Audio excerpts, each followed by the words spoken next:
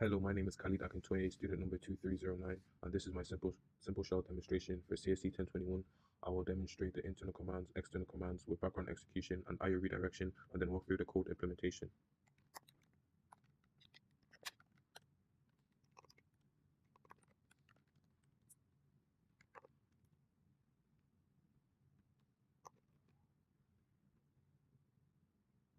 Now I'll test clear.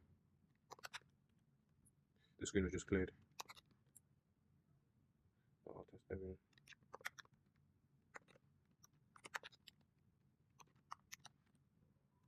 Environment variables, including the shell variable.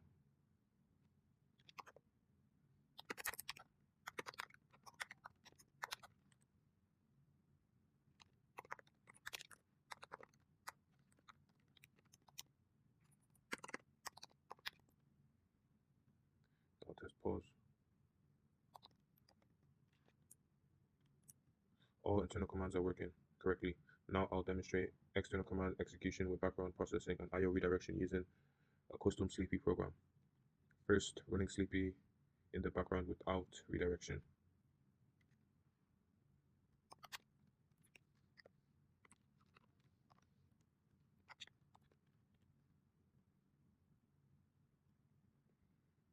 As you can see, the background process completed while the shell remained interactive.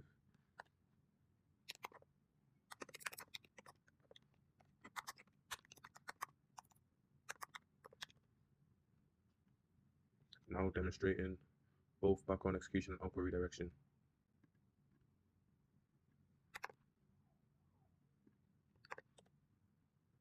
Notice no output appears on screen because it's redirected to a file.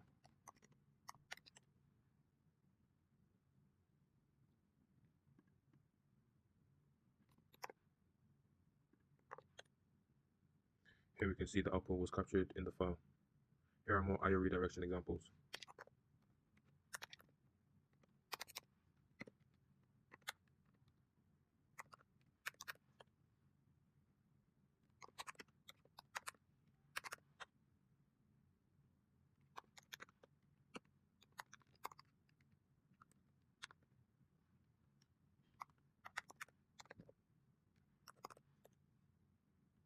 IO redirection is working for both internal and external commands. Now I'll walk you through the code implementation focusing on external commands and IO redirection.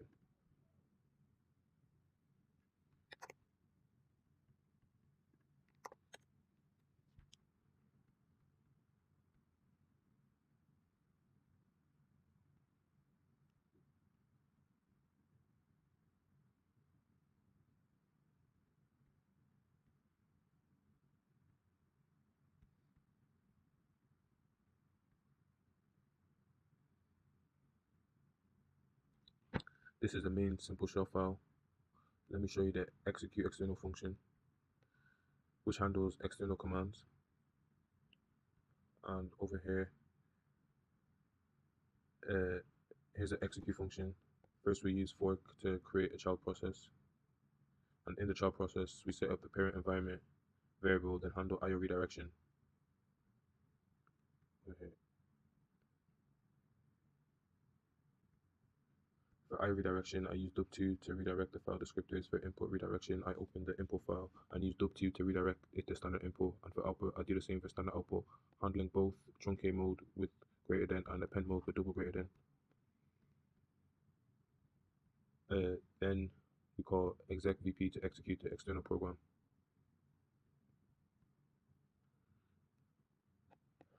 And back in the parent process, if it's not a background command, we wait for the child using waitpid. If it is a background command, we return it immediately and just print process ID. For internal commands, with output redirection, I create a special redirect version. Over here,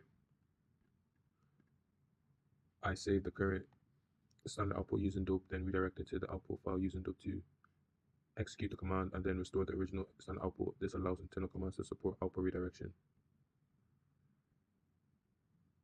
One challenge I encountered was managing file descriptors correctly. I had to make sure to close file descriptors after using dope2 to avoid file descriptor leaks. Another challenge was parsing the redirection symbols while preserving the command arguments correctly. This completes my demonstration of SimpleShell. Thank you very much.